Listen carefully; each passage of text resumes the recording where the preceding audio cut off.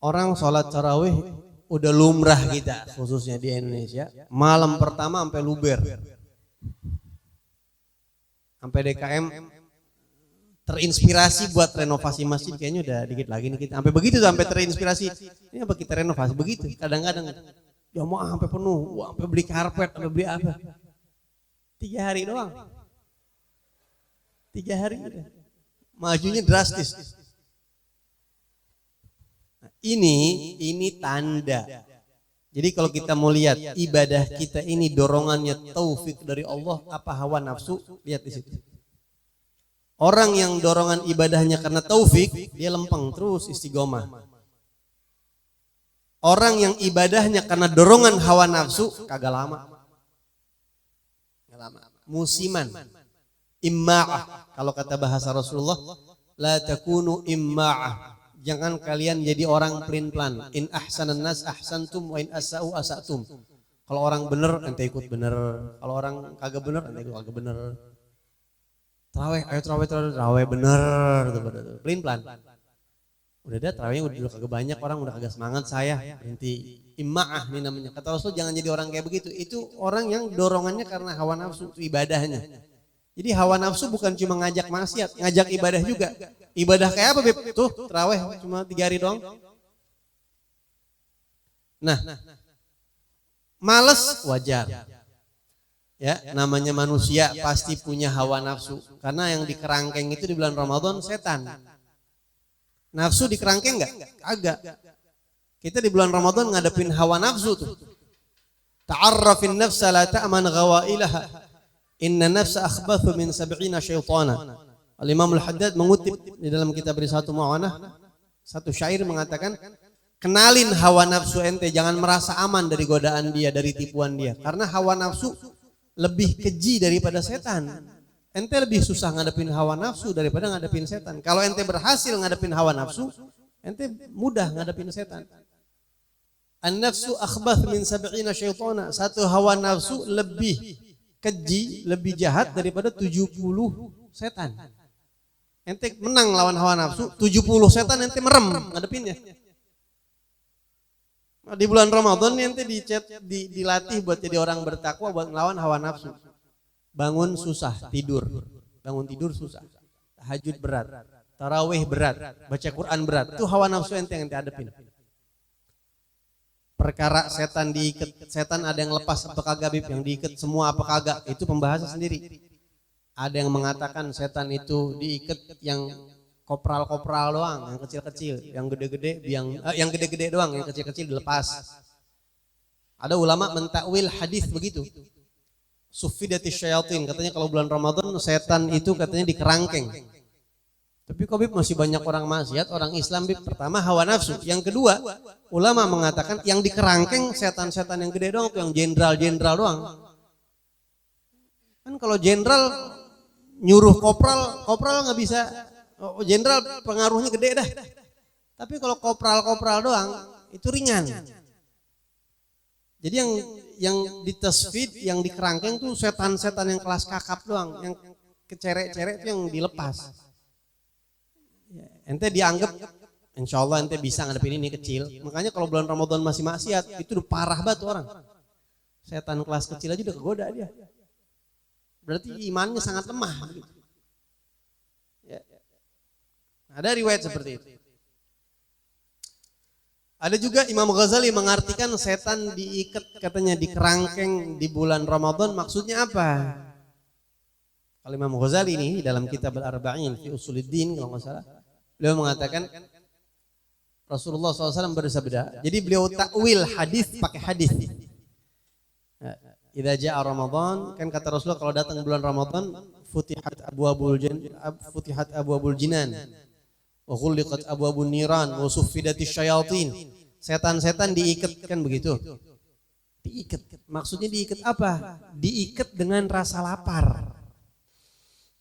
Ditakwil dengan hadis yang lain, inna syaitana yajri min ibni adam majrad dam. Sesungguhnya setan itu mengalir di tubuh kita lewat aliran darah. Fadayyiqu majariyahu bil ju'. Maka persempitlah jalur setan dengan rasa lapar. Karena ketika ente lapar, darah ente enggak deras ngucurnya. Kita kalau kenyang kan minum, makan, itu asupan darah tuh mengalir dengan deras. Tapi ketika kita lapar, maka otomatis urat-urat kita, saluran-saluran darah kita itu mengecil. Dan setan yang biasanya leluasa dia berselancar di jaluran darah kita, kesumbet dia. Kecekek dia. Makin kesono makin kecekek, makin asar makin kecekek tuh setan. Karena jalanannya makin sempit. Begitu maghrib setannya gentayangan lagi. Makanya kata Imam Haddad, kenapa orang puasa nggak ngedapetin efeknya, nggak ada cahayanya? Kenapa? Soalnya udah dikasih sebulan sekali suruh ngedidik hawa nafsu. Pas buka apa baik dihabek sama dia. Diturutin lagi tuh hawa nafsunya, setannya untung lagi begitu. Makanya asarnya puasa cahayanya kurang gitu. Kata Imam Haddad. Ya ta'wil ulama ya. Begitu. Nah, jadi kembali ke masalah taraweh tadi. Taraweh kadang-kadang males, maklum manusiawi. Tapi ana mau coba kasih beberapa poin, tips atau kiat-kiat buat nyemangatin ente taraweh kalau lagi datang males. Karena Habib Abdullah Haddad mengatakan kalau ente datang rasa males, pecutlah diri ente dengan pecut rasa takut atau pecut anjuran. Atau tarik dia, bimbing, dorong dia dengan anjuran-anjuran, dengan harapan-harapan, atau pecut dia dengan rasa takut. Maksudnya apa? Ini harapan-harapan itu dikasih misalnya barang siapa yang taraweh begini. Itu buat ngedorong kita. Yang pertama, kalau kita lagi datang malas taraweh, mudah-mudahan sih kita nggak malas. Niatin, saya niat pengen taraweh sepanjang malam sampai akhir Ramadan. Niatin dulu. Yang pertama niatin. Karena kalau ente niat itu ngedorong, ya. Orang yang niat sama yang kagak niat beda. Makanya kita diajarin sama para ulama kita di awal malam Ramadan tanemin niat yang banyak. Saya niat mau tarawih, saya niat kagak mau maksiat sama sekali. Saya niat di bulan Ramadan pengen berjamaah 5 waktu full. Saya niat sepanjang Ramadan mau baca Quran. Itu niat dibanyakin. Karena nanti pertolongan Allah datang tuh dari niat kita. Yang kedua, ketika ente datang rasa males mau sholat tarawih, maka ente bayangin, bisikin ke diri ente bahwa gimana andai kata malam ini Lailatul Qadar. Rela gak ente tinggalin sholat tarawih? Pas Lailatul Qadar datang ente kagak tarawih. Sayang. Ya, ente bayangin, makanya Habib Imam Abil Hasan Syadzili kalau tidak salah mengatakan, i'taqid kulla lailatin lailatul qadri wa'taqid kulla man laqitahul khadir atau kama qala. Saya lupa, beliau pernah mengatakan anggaplah setiap malam Lailatul Qadar. Dan anggaplah setiap orang yang kau temui itu Nabi Khadir. Anggap setiap malam Lailatul Qadar supaya ente semangat. Anggap setiap orang itu Nabi Khadir biar ente husnudzon. Walaupun dia nyaru jadi teman kita, jadi siapa, jadi kita baik sama orang. Kemudian yang ketiga, kalau seandainya ente lagi datang malas Ramadan, ente bilang sama diri ente, gimana andai kata ini kesempatan tarawih terakhir. Besok malam ente udah mati di kuburan. Bayangin. Makanya Ramadan juga gituin, anggap ini Ramadan terakhir. Walaupun kita nggak tahu umur kita. Tapi nggak ada yang bisa jamin juga kita bakalan hidup lagi. Nah itu bikin nyemangatin kita. Anggap ini kesempatan tarawih terakhir ente sujud tarawih sama Allah. Rela gak ente kehilangan kesempatan ini? Kagak, bangun sholat tarawih. Yang ketiga. Yang keempat, kalau ente lagi males-malesan sholat tarawih, ente bayangin Nabi Muhammad SAW yang kalau sholat malam kakinya sampai bengkak. Walaupun bengkaknya kaki Nabi Muhammad itu kata ulama-ulama ahlul hagigah itu karena waridat yang datang, karena cahaya yang turun, karena hal-hal batin gitu ya. Semuanya bersumber ke kakinya Nabi gitu. Jadi kakinya bengkak. Karena kalau cuma berdiri doang kaki bengkak ya Rasulullah itu kuat. Walaupun secara zahir bisa diartiin begitu sebagai bashar, beliau manusia. Tapi ya ulama punya pandangan yang indah. Gitu. Bagaimanapun Nabi Muhammad itu memang kalau sholat malam lama. Ente bayangin sholat taraweh ente nggak sampai kayak Nabi Muhammad lamanya, ente nggak bakal sampai bengkak kaki ente.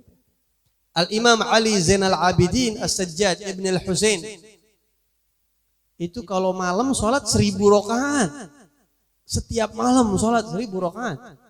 Al-Imamul Hajjaj sholat tiap hari 200 rakaat. Sholat sunnah tuh di Masjid Ba'alawi. Sampai sekarang masjidnya masih ada dan tempatnya masih ada. Ngomong sama diri ente, lah lu cuma 20 rakaat doang. Masa lu ogah-ogahan? 20 rakaat, kulhu, semua itu rakaat kedua. Enggak baca sejuz kagak. Semangat ya. Jadi pandanglah itu jangan dipandang berat, pandang enteng. Bagaimana cara mandang enteng? Lihat Rasulullah yang sampai kakinya bengkak. Lihat Imam Ali Zainal Abidin, lihat Imam Haddad, lihat Imam Fulan, lihat Imam Fulan. Ya nggak ada apa-apanya ini. Begitu. Ketika ente pandang ini mudah, jadi mudah ente kerjakan. Untuk memancing, karena hidayah itu dipancing. Taufik dari Allah itu dipancing. Dengan mujahadah. Walladzina jahadu fina lanahdiyannahum subulana. Orang-orang yang sungguh-sungguh berjuang di jalan kita, kita bakal bukain jalan. Allah. Kemudian, yang ketiga, yang keempat, apa yang kelima? 5. Bayangin sholat tarawih di Masjidil Haram Mekah atau Masjid Nabawi yang satu malamnya 1 juz. Ente pernah umroh Ramadan? Sekali-sekali ente umroh bulan Ramadan. Nikmatnya, ya Allah. Ente habis sholat di sono. Sholat 1 juz ente 1 malam. Bismillahirrahmanirrahim. Santai banget sholat. Kelar sholat tarawih, itu nikmat banget. Kita ini nggak nyampe 1 juz, alhaqumut takatsur ke bawah. Sama kulhu tadi itu. Paling 15 hari ke sono, inna anzalna sama alhaqumut takatsur ke bawah. Nggak ada apa-apanya. Bagaimana ente mau sholat di Mekah, di sini aja udah letoy di sini ente. Lemah amat kita. Lu lemah amat lu. Al-mu'minul qawi khairun wa ahabbu ila Allah minal mu'minid dha'if. Mukmin yang kuat lebih Allah demenin daripada mukmin yang lemah. Atau di Hadramut, antum lihat di Hadramut itu sholat tarawihnya sepanjang malam. Ente tarawih sampai subuh ente. Sampai sahur. Tarawih sampai sahur. Ana niat insyaallah kapan-kapan ana pengen Ramadan. Kalau Ramadan di Mekah, di Madinah udah. Dan pengen terus insyaallah. Insya Allah kapan-kapan Allah kasih kesempatan pengen Ramadan di Hadramut. Salat tarawih di Masjid Al-Muhdar, di Masjid Ba'alawi, di Masjid Allah nikmatnya. Enggak ada apa-apanya, ibadahnya jauh, lama di sono. Witirnya 11 lagi. Nanti baru witir 3 udah gempor. Baru 3 witir. Witir 11 rakaat di sebagian tempat. Ente bayangin itu. Ya, gitu.